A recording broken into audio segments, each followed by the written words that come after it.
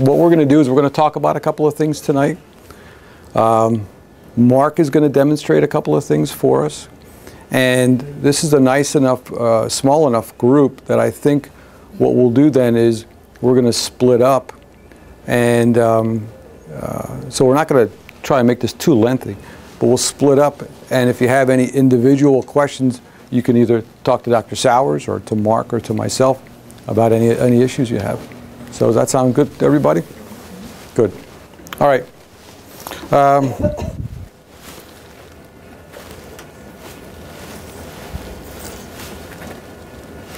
Running's a unique sport. You all know that. I don't have to cover a lot of the basic stuff here because of the history that all you folks have here. But during running, the feet are hitting the ground sometimes up to 2,000 times per mile. The force at impact is 2 to 4 times body weight. So picture a 150-pound person, and the amount of impact that structure, the foot and the ankle and the lower leg and the knee, have to take up that pressure. And so as a result, there's a lot of things that can go wrong. And just from listening to the different things that everybody talked about here tonight and the different problems that you've had, there are a lot of things that go on. The biggest problems that we see with individuals, or where people end up having problems, is because of training errors, running surfaces, running shoes, and the biomechanical or structural abnormalities. And we're going to address some of these. Training errors. What are some of the biggest training errors that people have? Anybody? Too much too soon. That's the big one. Too much too soon. The golden rule has always been and still is, you should not increase, whether it's your mileage or your frequency or the duration of your running, more than 20% per week. In fact, some people even think that's a lot. If you're going to get into a lot of people are couch potatoes. They get into a walking program. Before you know it, they're getting into a running program. And they just take things too quickly. And their body just doesn't have the ability to adapt that quickly to that type of stress. And that's where certain problems come in. Running surface. There are some people that can run on sidewalks for 20 years and never have a problem, and there are other people that can't do that. We're all different. And that's probably the one big thing. Just look at the people in this room and the different body structures we're looking at, different height, different weights, mechanics, age groups. There's so many different things when it comes into each individual runner. The problem we see a lot of times is, especially in the high school and college runners, is they're comparing themselves to the person next to them. And you can't. My friend Dave can run 5 days a week. He's putting in 40 miles a week. Why can't I do that? Well, you're not Dave. Your body is different. And that becomes just an acceptance thing that we have to realize about our own self. Running shoes. The running shoes that are out there today, as you all know, are fabulous for the most part. What I get a kick out of is I have individuals who wear the best running shoes when they're running. But the other 12 hours of the day, they're wearing flip-flops or really non-supportive type shoes. And it just doesn't make sense. Uggs, been the best thing for business. Uggs are the winter version of flip-flops. There's no support. So the type of shoe that you're wearing, not just for running, but the type of shoe that you're wearing during the course of your day makes a huge difference. We know that after about 300 miles, about 60 to 70% of the shock absorption of a running shoe is gone. So keep track of the type of mileage that you're putting on your shoes. You cannot look at the bottom of a shoe, you know, turn a shoe over, look at the bottom and look at the wear pattern and say, oh, now I know it's time to get new running shoes because my shoe's worn down. Well, believe me, that material on the bottom of the shoe, the sole, is like a car tire. You know, the midsole material, the shock absorbing properties of those shoes has been shot or wasted a lot sooner than the sole has worn down. So really try and keep a mental note of how much mileage you have on your shoes. You know, here in the Lehigh Valley, we are extremely fortunate. We have the Aardvark shop and the Finish Line. You know, two great places here.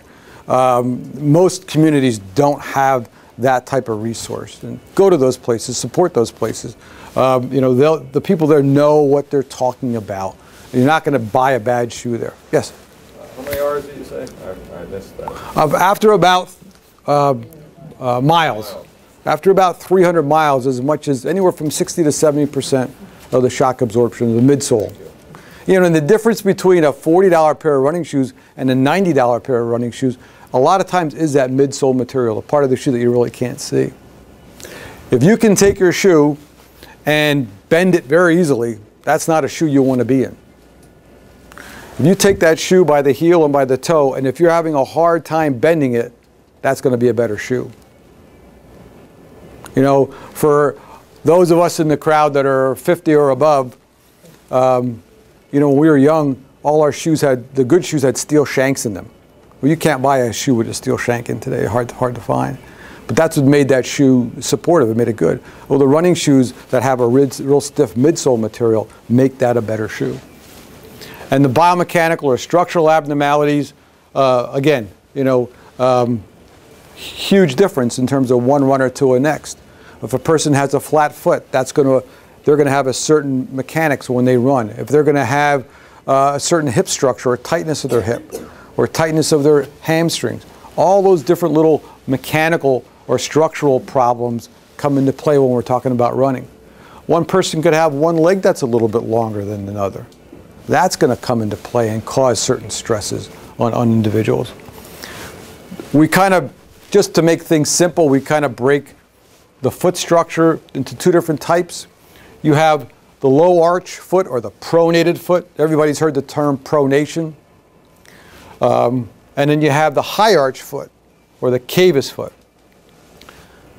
We're going to see 90 of these for every 10 of these that we see. So you have more people with a flexible pronated foot than you do with a high arch foot. The high arch foot, this one down here, tends to be a very poor shock absorber. These are the people that can't sneak up on you. You could hear them coming, you know, in the house. Those are the kids that are bum, bum, bum, you know. People like that are prone to certain problems because of the lack of shock absorption. So their Achilles tendon is going to have to absorb a lot of shock. So some individuals with rigid feet or pronated feet are going to be more susceptible to Achilles problems maybe than some other individuals. The pronated foot, this is that arch. And here in this picture you see this arch that's really flat. Well, you can have an arch that's flat when you sit and when you stand. But there are some individuals that have a really nice arch when they sit, but when they stand, the arch comes down. So there's a lot of torque, there's a lot of motion occurring in that type of a foot structure. And that's a really unstable type of foot. And we see a lot of problems with that. We see structural problems like toe deformities, hammer toes, bunion deformities. People like that are real susceptible to plantar fasciitis, neuroma problems, nerve problems. So we're going to talk about some of those tonight. What's pronation? Everybody's heard that term. It's a lowering of the arch, which causes strain. Tibialis posterior. Tibialis posterior is that muscle up here in our leg that gets sore. That's the one that causes shin splints. The increases the amount of tibial torsion. One of the things Dr. Sauers is going to talk about is some knee issues. And people who have a lot of running knee issues with running sometimes have too much internal rotation because of what their arch is doing.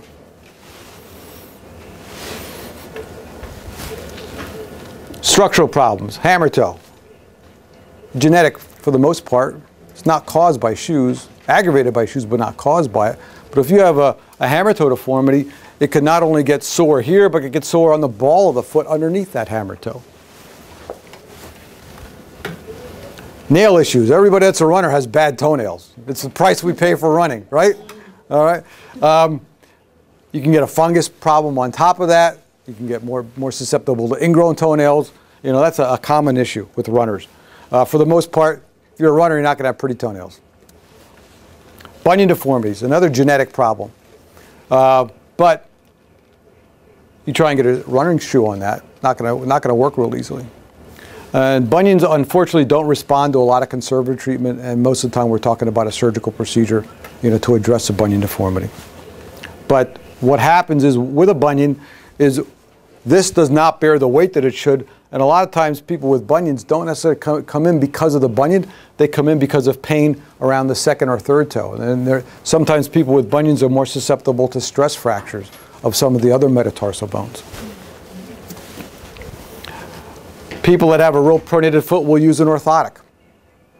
Now, there are different types of arch supports and there's different types of orthotic. What's an orthotic, or what's the difference between an over-the-counter arch support and a prescription orthotic? A prescription orthotic is molded to the person's foot. So it's a custom-made type of device. Does everybody need one of these? No. Think of it this way. The more mild your problem, the chances are you can get away with probably an over-the-counter type of support if you need a support. The more significant the type of foot or ankle or knee problem you have, then the more likely you're going to need a prescription orthotic.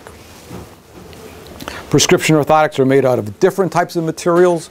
They're made, some are very rigid, some are soft. It all depends on the type of person and the problem that they have. Plantar fasciitis, we're going to talk a little bit about that. Heel pain, we're going to get in a little bit more into depth of that. Basically, we're talking about pain right here in the heel. This structure is called the plantar fascia. If you picture the foot like a triangle, that would be the bottom strut to the triangle. That's a very thick ligament type structure. And what happens is that gets overstrained in some individuals. And the most common denominator among people with plantar fasciitis is a tight Achilles tendon. When the Achilles gets tight, it makes the foot strain a certain way, and that aggravates the plantar fascia. We'll get into that a little bit more.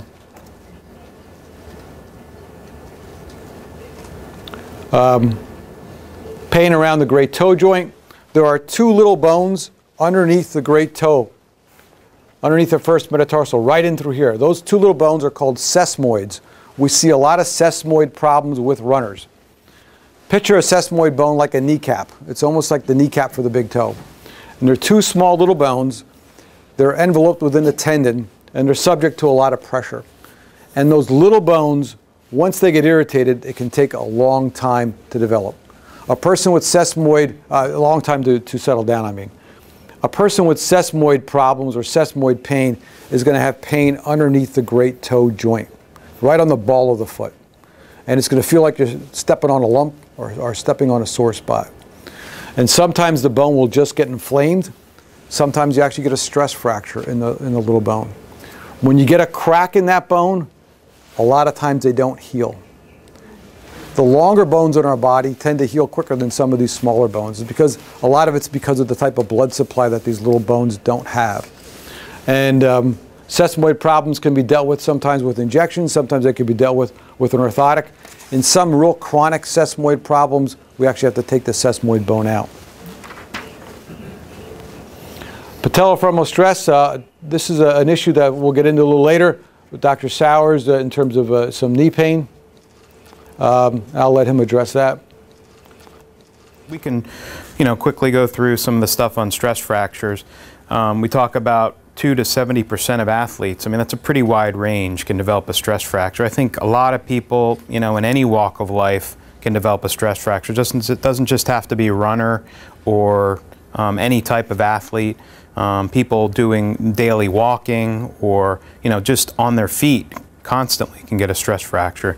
And I mean, I think percentage covers a wide range of athletes as well as a wide range of people. So you can see a couple of these studies, which I won't bore you with, they basically, you know, out of 1,000 training hours, you know, people develop stress fractures. And then, you know, some studies show that once you have a stress fracture, you're more likely to get another stress fracture. And the data on that is a little incomplete, but it has to do with biomechanics. It has to do with just the way your genetic makeup is, maybe the bone quality that you have, or just the way your foot is positioned when you're stepping down or walking. That could lead you to having a stress fracture. You know, some concepts are stress and strain. Basically, stress is what you think it is. It's the load that's applied to the area, and strain is basically how that that load affects the bone, or how it deforms it. And that over time, I mean, you think about athletics, 2 to 5 times body weight on a foot when you're doing any kind of activity. I mean, a lot of that stress and strain can be really magnified on certain parts of the body. Jumping itself can exceed 12 times body weight. So I mean, that's a huge amount just on one part of the body. Foot, or ankle, leg. So I mean, stress fractures can definitely develop. And the direction of stress, depending on the way your foot hits the ground, the angle, you know, particularly if, let's say you miss a curb or you step into a hole or something, I mean, now you're not planning on that stress, and it's magnified even more. Okay. Some of the bone remodeling, I mean, that occurs as things are healing. I think that's all important. We have to worry about hormones and nutrition and other chemical factors in order to maximize healing. That's a little bit more detailed, but I mean, those are all things that are very important into getting these stress fractures to heal. Things that, you know, the normal activity levels for the athlete, what pushes them over the edge. I mean, you know, you get a sudden change in weight, if your bone density changes, any kind of training errors or muscle fatigue. I mean, if you're, you know, having a rough day or a rough week and you're really busy, and you go out and you try to do the same activity that you normally do, it may not be the best. And then that's when your muscles are fatigued, and what Mark talked a little bit about. I mean, if your hip flexors or your hips aren't as strong as they should be, and I would be willing to bet a lot of us in the room don't have very, you know, we don't focus on that when we're worried about our ankles or our feet. I mean, that comes into play when you're running or doing any athletic activity, but running in particular, just because of the repetitive nature of it, you know, you fatigue very quickly. And if you're already fatigued from work or stress or whatever, that just puts extra stress on the bones. So that's something to pay attention to. Certainly the terrain, you know, various different terrains, you know, pavement, gravel, grass, sand. I mean, those are just totally different animals when it comes to running terrain, and that can affect muscles and bones differently. We diagnose these, you know, as you would suspect. Clinical suspicion is probably the easiest way to diagnose a stress fracture, but that's, you know, you're never going to get a definitive answer. I mean, palpating over the bone, you're going to feel pain. And based on history, you're going to get a story of a stress fracture, but you never really know until you get that x-ray.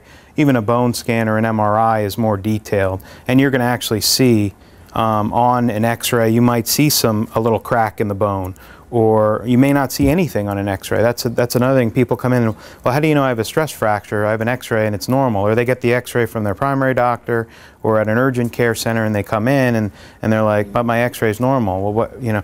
Well, I mean, we've seen enough stress fractures that we kind of know you're tender right over this bone here, even though the x-ray is normal. That's when you consider getting an MRI or a bone scan, because that just gives you a little more detailed analysis of that particular bone in general. If people come in after multiple stress fractures, you certainly worry. I mean, it really depends on what your activity is like. If you're somebody that is running constantly and you're running every day and you have stress fractures in the past, I mean, it may just be, you know, you won the bad lottery and you're going to get another stress fracture. It could have something to do with the way your foot is shaped. If the metatarsals are more prominent on the bottom of your foot, that constant pounding of the foot is going to cause weakness in the bone. You'll get a stress fracture. But it also could have to do with some of these other things. I mean, these are chemical issues: vitamin D deficiency, parathyroid hormone, other hormonal levels like estrogen and testosterone, other amino acid levels. I mean, these are things that you wouldn't know about. And I mean, we may know a little bit about them, but chances are we're going to get blood tests and check them and make sure that, you know, those things are appropriately or at the appropriate levels. And, you know, obviously if they need to be treated, then that's what we would have your primary doctor do, or somebody like that. How do we manage them? It really depends on the bone involved, the fracture site, how bad it is, and, you know, what other things we're dealing with. I mean, some people can't be in a walking boot, or they can't be in a cast. I mean, you know, the facts of life are that, you know, you got to live your life, you got to work, you got to do things. So there are various ways to manage stress fractures that may be convenient, or we try to make them as convenient as possible, as long as it's safe. Conservatively, it's typically immobilization, cross-training, if possible. A lot of times, especially if it's minimal or it's not as painful, or it seems to be improving, that's the key. And in phase 2, we'll slowly increase the stress. You could even, you know, go into a brace, try to return to a normal range of motion and strength, and then the phase 3 is pretty much ready to go. I mean, is that a fair, like, analysis, Mark? I mean, you're talking about 12 weeks. It sounds long, but realistically, I mean, by the time, you know, the fracture's healing over a 4 to 6 or 8 week period, now you got to deal with what happened while the fracture was healing, which, you know, you get atrophy of muscles, you get weakness of and not just the foot or the ankle or wherever the fracture was, but if you haven't been doing normal activity, you know, and especially if you're in a boot or a shoe or something to keep that bone from moving a lot, now you're walking differently, you know, for that period of time. You know, this side gets a little bit stronger, that side gets weaker, now you're all out of balance. So there's a lot of stuff that needs to be worked on. Surgically, I mean, there are some surgical considerations for stress fractures. Typically, though, that's when things aren't healing, you know, and we would know that, unfortunately, after a long period of time. Usually it's about a 12-week period of time. Just some pictures here of a pointer, but I mean, this is a little bit harder to see here, but this says second metatarsal stress fracture. There's a little area of density here. I mean, that's a very common metatarsal fracture to get. Again, here's an MRI. This is showing a third metatarsal here. Basically a white line, so first, second, third, fourth, fifth, third metatarsal is lit up here. Whereas if this is the same X-ray to this foot, I can't really appreciate any fracture on this X-ray right here, okay? And that's not unusual. When you come in with your X-ray and you say, but there's no fracture, well, that's not necessarily the case. Problematic stress fracture. So not only in the foot, but also in other bones like the tibia, anterior tibial cortex. So anterior just means the front. That's in the front of the tibia, like in the shin. So when you're talking about like a shin splint, where now at that point you just have inflamed bone or inflamed muscle, and where the muscle connects to the bone, if you ignore that and try to run through it, it can often push into the bone and you'll get a weakening of the bone. You can get a crack in the bone, and that's what we're talking about with this anterior tibial cortex. And the calcaneal stress fracture, I mean, the calcaneus is the heel bone. You can get a heel stress fracture, and that is often confused with plantar fasciitis, Achilles tendonitis, and other things. Again, this is a heel bone, so a calcaneal stress fracture. Again, it's not obvious on this X-ray. Now, this is a skeletally immature person, so there's a growth plate here. That's normal. But when you get the MRI, there's all this white here. Normally, bone should look like gray, like this, gray or black. But here there's this white inflammation here. That's not normal. And that's a calcaneal or a heel bone stress fracture. There are other foot bones. The navicular, that's a bone in the foot, right in the middle part of the arch. The fifth metatarsal, that's on the outside of your foot. We might have some X-rays of that. Again, here's the fifth metatarsal on this side here. There's a crack right in the bone here, and that's in a spot that very typically can get a stress fracture, right in the metatarsal shaft, so in the middle of the metatarsal. So again, it's kind of hard to see, but there's a crack line right there. That's a little bit harder to manage just because that's sort of your typical basketball player, runner, you know, a highly competitive athlete that will get a stress fracture there, and oftentimes you'll have to do something like this where you put a screw across it because that area in particular doesn't heal very well. I don't think we have any stress fracture, sesamoid stress fractures. So, I mean, stress fractures you just can't ignore. You know, and you never know if you have one. I mean, if you have foot pain and it's minimal and it seems to be going away, that's fine. But stress fractures, typically they'll start hurting, you know, early. It'll be minimal. You won't even think about it. And then it just gradually gets worse. And it could I've seen it gradually get worse in one run. Somebody said, I was fine. Mile number 2, start having a little bit of pain. And then mile number 6, it was worse. And then I felt the pop, and then I couldn't run anymore. And I've had other people that say, yeah, I was doing fine. I was starting to train. I was increasing my training. I was running, you know, 2-3 miles. I felt a little bit of pain at the end. Then it starts to get worse with every run. And now I can't, now it hurts when I walk. I mean, those are, you know, it's worse with activity. It gets worse and worse. So just don't ignore that. Do you have anything you want to add, Ben? All right. The next thing we're going to talk about is something that everybody's heard about. That's plantar fasciitis. Touched on this a little bit before. The plantar fascia is this thick supportive structure on the bottom of the foot. It goes from the heel, goes all the way up to the ball of the foot, up to the metatarsal and toe area. If you look, here's the person's Achilles tendon. You know, this is a structure that's very much in relationship with the Achilles tendon, and the two work off each other. Person's going to come in and they're going to say, you know, the first couple steps out of bed in the morning are murder. Then I walk around for a couple minutes, it loosens up, doesn't feel quite as bad. But if I get in my car and I have a 20-minute ride to work, when I get out of the car, again, the first couple steps really hurt. Or sometimes even just working the gas pedal can hurt in the car. Or if I'm sitting at my desk for you know, half hour and I get up, that initial getting up is going to be sore. Those are the most common symptoms with plantar fasciitis. Runners who have plantar fasciitis will sometimes notice it that first mile or so into their run. But then after they run and loosen up for a while, it doesn't feel quite as bad. But then when the run is over and they take a break and then they get back up, oh, then that's that intense, you know, heel pain. These are all signs of plantar fasciitis.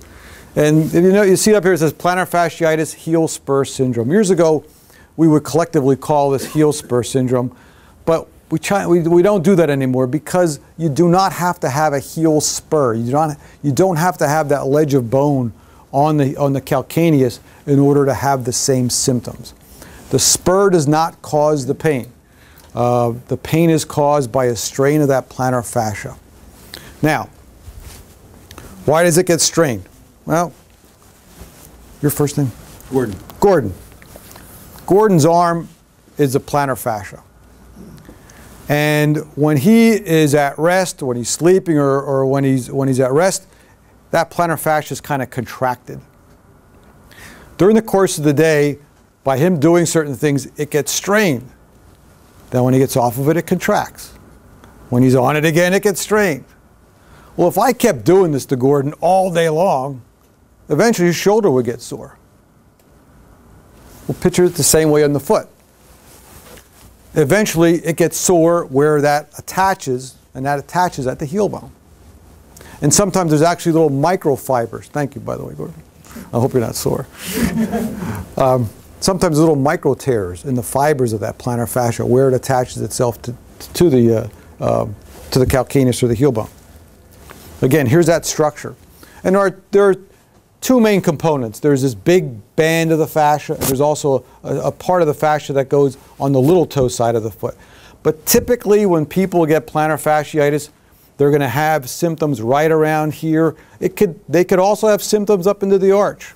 Sometimes they'll even get lumps that will form in the arch. Anybody know what a Dupuytren's contracture is of the hand? when you get that real thick scarring of the hand, and sometimes it'll pull the finger down. Well, there's a similar component that some people can actually get on the foot in the plantar fascia. They'll get a lump type of structure that will form in the plantar fascia. But anyway, again, the plantar fascia attaches to the heel. Some people will develop this ledge of bone, this calcaneal spur. What that tells us is that that fascia has been strained or stretched for a long time. It takes years to develop a spur that big. Sometimes people can also have spurs in the back of their heel where their Achilles tendon comes down. And those can be a real difficult thing to manage.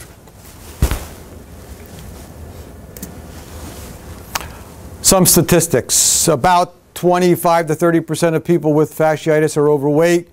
As much as 1% of the population. That doesn't sound like a lot, but when you think of the number of people, on an average day, we'll see, anywhere from 3 to 10 people with plantar fasciitis. It can be that common. Again, the most common denominator, though, is that tight Achilles tendon, because when that Achilles gets tight, the foot has to compensate. The way it compensates is by pronating, and by pronating, you strain that plantar fascia. What else can cause heel pain?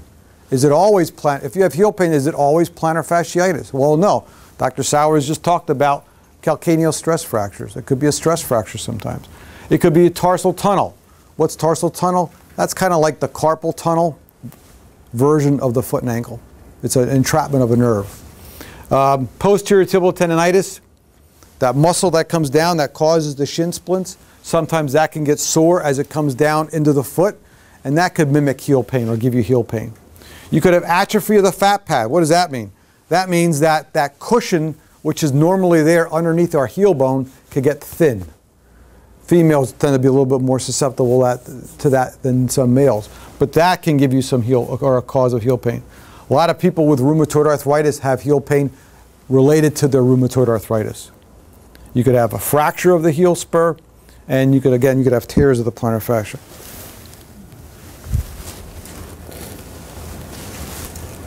What do we do? First thing we always talk about when people come in with plantar fasciitis is what kind of shoe you're wearing. Again, goes back to what we talked about. Are you wearing a good shoe throughout the day? Is it a stiff, supportive shoe? Is a backless shoe okay? Well, if it's a real rigid, supportive shoe like a Dansko, that can be okay. But most backless shoes just don't give you the amount of support that you need. If you're the type of person that comes home from work, you throw your shoes off, and for the next 3 or 4 hours, you're walking around barefoot or in non-supportive slippers, that's just as bad. I have a lot of high school and college cross-country and track coaches. If they see one of their athletes wearing flip-flops on campus during the running season, they won't let them practice that day. So be smart about the type of shoe you're wearing, not only when you're running. Stretching, we'll have our patients see people like Mark. We'll get them into a stretching program. We want you to stretch before you run. We want you to stretch when you come out of bed in the morning. We want you to stretch as much as you possibly can throughout the day. And we're going to show you some stretches for this.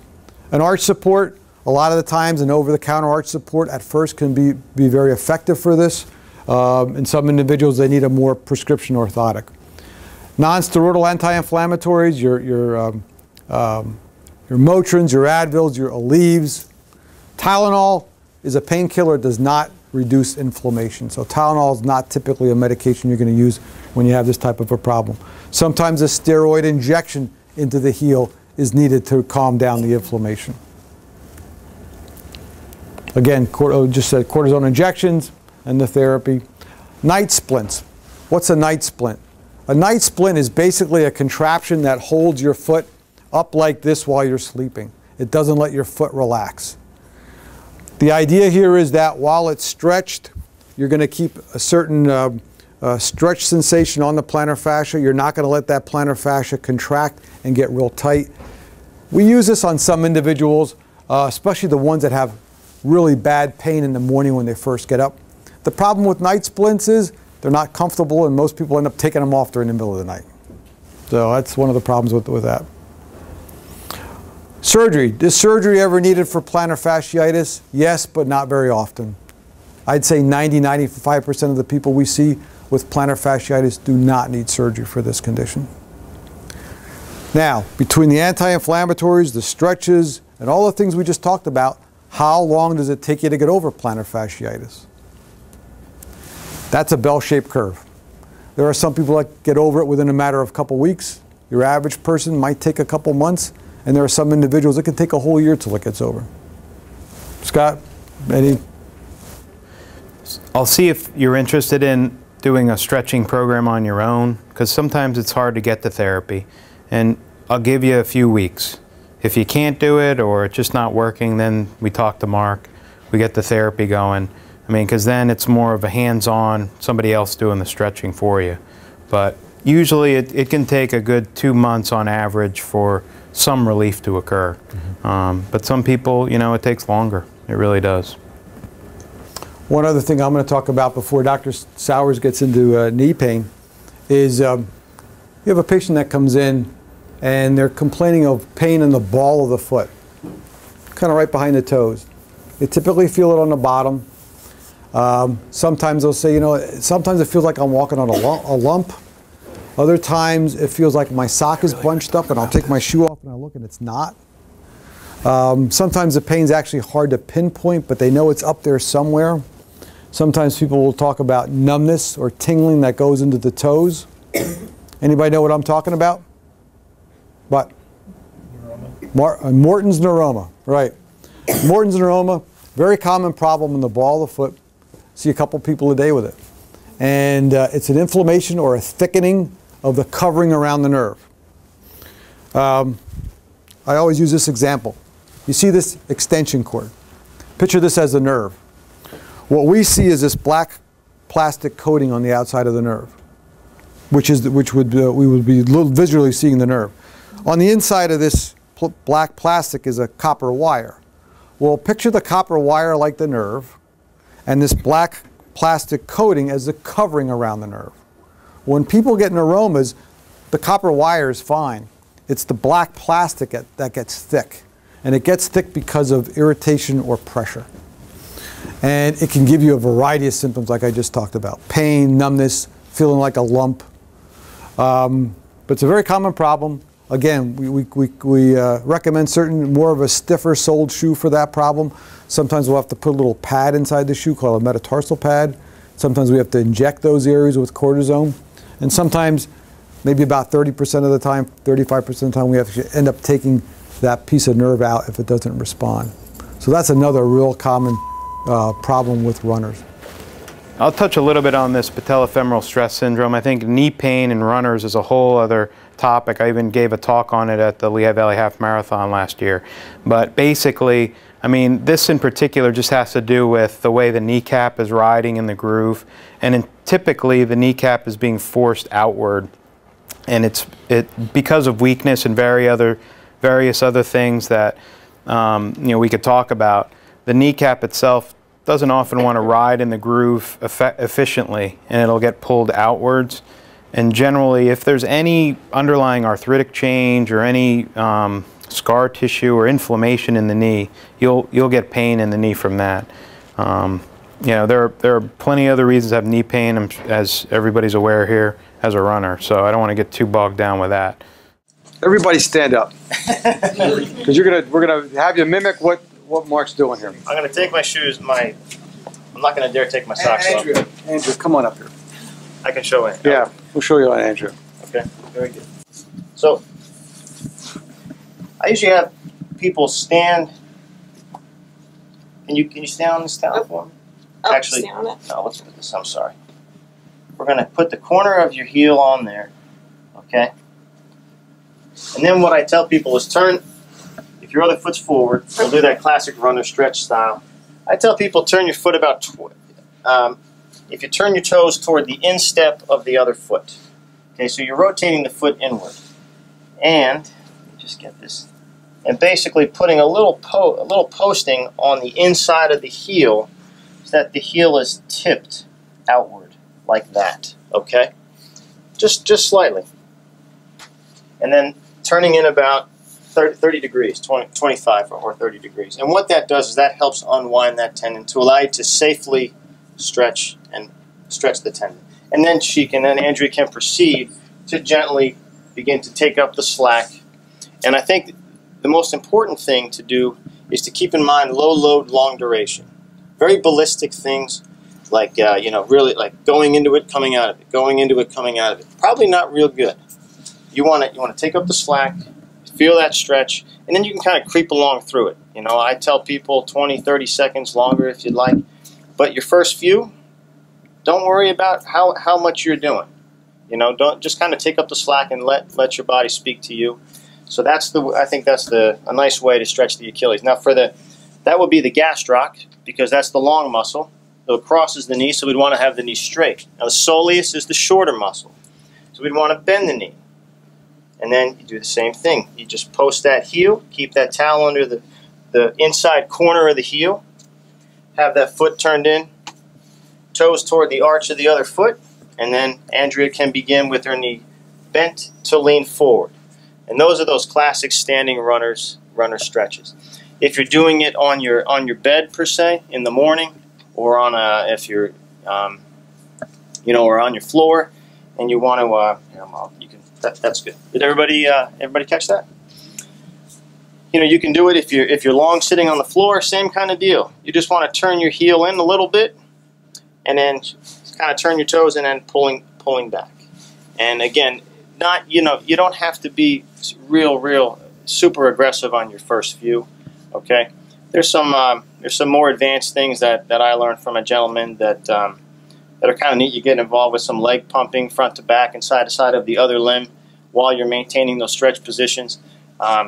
He was doing that. He's a very good foot and ankle therapist that I've had the luxury of. I worked with and studied and took his course, and he does that with a lot of the collegiate athletes that he sees. And so there's some variations to that.